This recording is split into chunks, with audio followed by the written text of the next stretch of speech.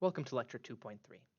In this video, I'll be covering how conjugated systems can affect reaction mechanisms by focusing on the addition to dienes. This is going to introduce this topic of kinetic and thermodynamic products, which is going to show up later in this course, and will be great to focus on early. As a reminder for alkene additions, in these reactions, the diene acts as a nucleophile, and in this case, using HBr, will form a bond to hydrogen. Now, let's number these carbons, both 1 and 2, and draw this mechanism out. The hydrogen, while it seems like from this mechanism could go to either carbon, is going to go to carbon 1. The reason for that is that the other atom is going to be gaining a positive charge, and hopefully you remember that carbocations are far more stable on more substituted positions. This is called Markovnikov selectivity. Then the bromine we kicked out earlier is nucleophilic enough to attack a carbocation, even though it's not the best nucleophile. And this is going to lead to the formation of our product, right? The Markovnikov addition of bromine. But how does this change when we deal with dienes? Okay, dienes can suddenly form two different products depending on the temperature that the reaction is run in. When run at cold temperatures, we see something similar to what we did above, an addition of a hydrogen and a bromine, right, to a double bond. When you look at this reaction by itself, it seems very similar to what we just did, right? The bromine is on the more stable position, more substituted position. We call this the 1,2 addition, and that makes sense just from the numbering. But another name for this product is the kinetic product. We'll talk about that in more detail soon as to why we give it that name. When run at room temperature, though, we observe something different. The main product has the bromine and hydrogen that were added 4 carbons apart. We call this a 1,4 addition. Notice that the double bond that's left isn't kind of where it originally was. Now it's between these two systems. Quite odd. Now this product is called the thermodynamic product. Let's investigate what that term means and look at the mechanism of how these two reactions form and why temperature seems to be a big factor in controlling it. So let's revisit this idea of thermodynamics and kinetics quickly. When we look at the energy or reaction coordinate diagram, we typically see reactants at high energy, products that are more stable, that leads to good reactions. And what we can do is we can split this diagram up into kind of two pieces by drawing a line from the energy of the reactants across. Everything above this region can be referred to as the world of kinetics. And kinetics is all about speed. Right? This is the activation energy, or rather this is the transition state, this being the activation energy. Right? By lowering the activation energy, you don't change the reactants or products, but you do affect the speed of the reaction. Indeed, that's how enzymes work. Alternatively, we can draw a line underneath. This is the world of thermodynamics.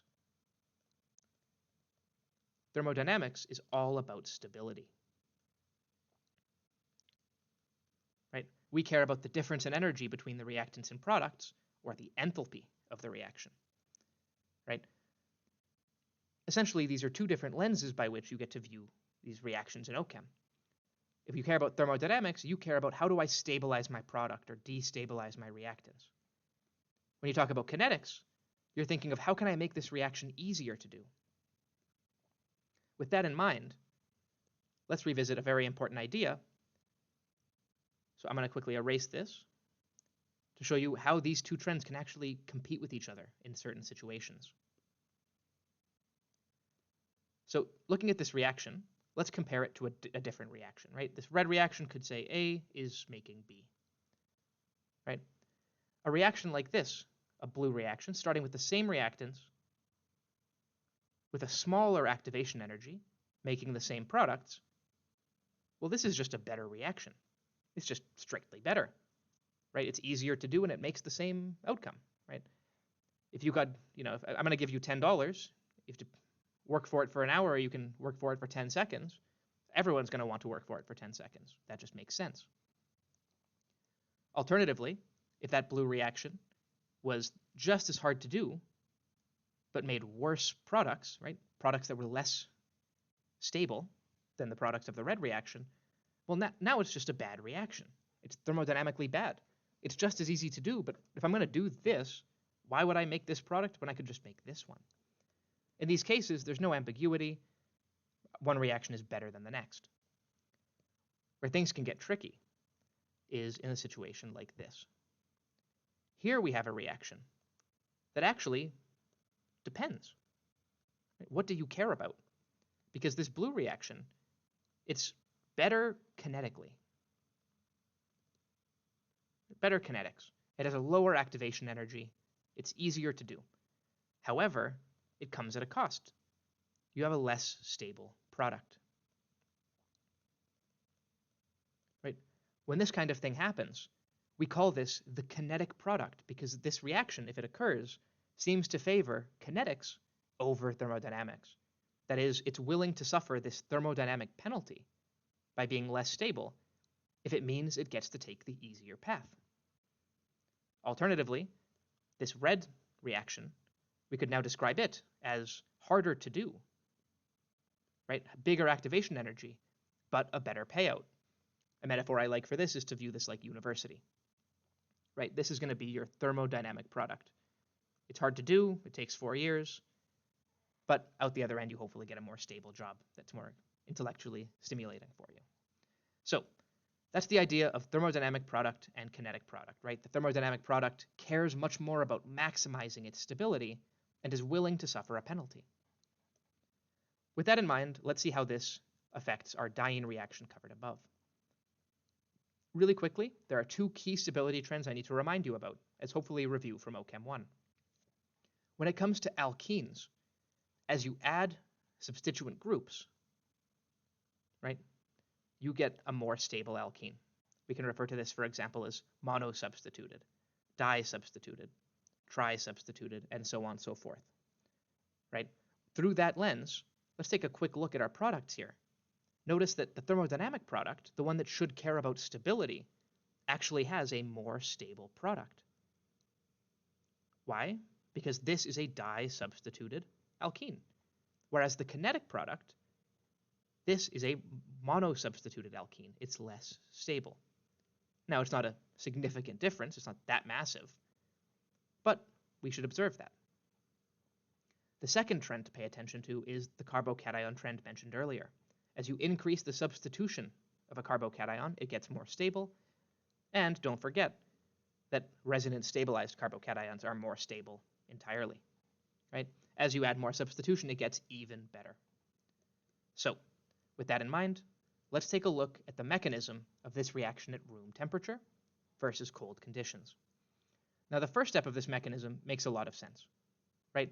Same as before, the pi bond is attacking a hydrogen. Either one works. This puts the hydrogen on the most substituted position, and then it forms a carbocation in its most stable position. Now, this is not only the most stable position because it's secondary, it also has resonance stabilization. And there is the connection.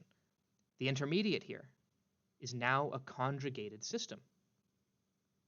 This wasn't the case when we just had a single alkene, but since we had a conjugated system to start with, this intermediate is now conjugated, which means we can draw resonance forms. By taking this pi bond and swinging it over, we can generate a pi bond here, and the positive charge has now moved to this carbon. Well, wait a minute, right? We have 2 resonance forms. How do we go from here? Well, let's take a quick moment and think about what the products would be respectively. If I reacted with this resonance form, or to be clear, they're both one molecule with partial charge on both carbons, but from this molecule in terms of valence bond theory, if I was to have a bromine attack carbon 2, I would have a 1-2 addition. Recall that this seems to happen at cold temperatures. Meanwhile, if I was to do this with this resonance form, now I would have that 1-4 addition observed earlier. Right? 1, 2, 3, 4. This happens at room temperature. So as a reminder, that we have a more stable product here since it's disubstituted and a less stable product. You might ask, well, wait a minute, wouldn't this just be the best product? And the answer would be yes, except for the fact that the intermediate is less stable. Taking a look at these two intermediates, while they're both stabilized by resonance in theory, this resonance form is a primary carbocation, and this one is secondary, making this one the more stable intermediate. Coming at that from a reaction diagram perspective, the top reaction has an easier path, it's more stable, but gives you a worse product. While the bottom reaction, right, the one in red here, is harder to do. It's a less stable intermediate. Or, intermediate would be like this, but you get the idea, right? It's harder to do, but the payout is better. Exactly that trend we saw above. And whenever you have those competing trends, we can define these products as thermodynamically favored or kinetically favored. With that in mind, right, the product that favors the easiest path and the least stable product is the kinetic product. The idea is that by lowering the temperature, you can prevent this reaction from being likely, right? If it's harder to do, temperature is the energy the molecules have available. By lowering the temperature to a point that prevents the formation of the intermediate that you want for that specific pathway, you can favor the kinetic product. That's how low temperature favors the formation of the 1,2 addition or the kinetic product. But when the energy isn't restrictive, when we don't lower the temperature, thermodynamics are favored. We take the red path, it's fine that it's harder because we get a better payout at the end. Let's just do a quick example of what that might look like on a more complicated molecule and how we could understand it. So with HBr, we can take a look and say we're going to use this double bond because it has the most substituted carbon. This one right here is tertiary. And that's going to form a positive charge on that tertiary carbon, the best intermediate you could initially make. Once you have this, of course, we have to consider the fact that there are resonance forms. And I would recommend drawing these, as they can be kind of confusing to try to eyeball without drawing them. So I could put the bromine on the position of this carbocation in the first resonance form, or I could put that carbocation, or the bromine rather, on this carbocation. Right? What we have here is a 1,2 addition, and what we have here, right, is a 1,4 addition. So which one is going to be favored at cold temperatures? Take a second to maybe pause the video and figure out which one of these products would be favored at negative 78 degrees. Right? The answer would be the top one. Right? And you could memorize it's a 1,2 addition, but we can understand that it has a more stable intermediate since this is tertiary. Right? This one's secondary, it's not as good. But if you look at the alkene product, this product is tri-substituted on the alkene, while this one is tetra-substituted. It has all four. It's the best alkene, right? So at low temperatures, we're going to favor the less stable product in favor of taking the easiest route. And with that, we have finished talking about the addition of HBr to conjugated dienes. Now let's look at the first real new reaction of OChem2, which is the Diels-Alder. I'll see you there.